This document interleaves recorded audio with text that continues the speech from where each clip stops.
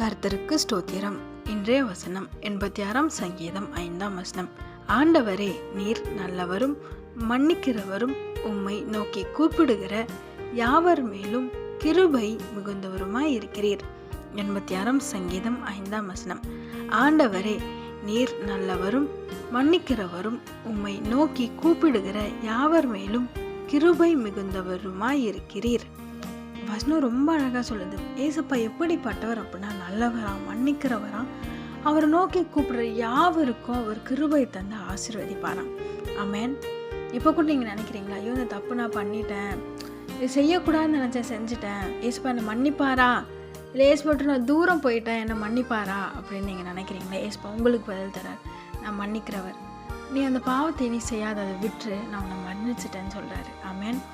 நீங்கள் இன்னும் சிலர் நினைக்கிறீங்க, எனக்கு மட்டும் ஏசப்பா இந்த பிரச்சனை கொடுத்தாரு, என் வாழ்க்கையில் மட்டும் ஏன் இந்த சோதனை அனுமதிச்சார் அப்படின்னு நினைக்கிறீங்க.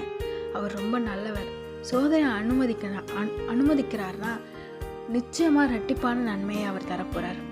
யோபுக்கு சோதனையை அனுமதிச்சார், ரெட்டிப்பான நன்மையை தந்தார். ஆமேன். முக்கியமாக அவர் நோக்கி கூப்பிடுற யாவருக்கும் அவர் கிருபையும் பதிலும் தருகிறார். ஆமேன். கிருபைன்றது தகுதியே இல்லாதவங்க மேலே காட்டுற இரக்கம் உங்களுக்கு தரேன்னு சொல்கிறாரு. அவர் நோக்கி கூப்பிட்றீங்களா? என் வாழ்க்கை மாறணும் ஏசப்பா, என் சூழ்நிலை மாறணும் ஏசப்பா, இந்த காரியம் நடக்கணும் ஏசப்பா. அவரை நோக்கி கூப்பிடும்போது நிச்சயமாய் காரியங்கள் வாய்க்கும், அவர் குறித்த நேரத்தில் நடக்கும். ஆமேன். உங்களை பார்த்தா சொல்கிறார், எதை கண்டும் சோர்ந்து போகாதீங்க, மனம் தளர்ந்து போகாதீங்க. கர்த்தர் உங்க கூட இருக்கிறார். அதுவும் நல்லவராகவும் மன்னிக்கிறவராகவும் கிருபை தருகிறவராகவும் இருக்கிறார். விசுவாசிங்க, நிச்சயமாக உங்களை அதிகமாக ஆசீர்வதித்து உயர்த்துவார். ஆமேன்.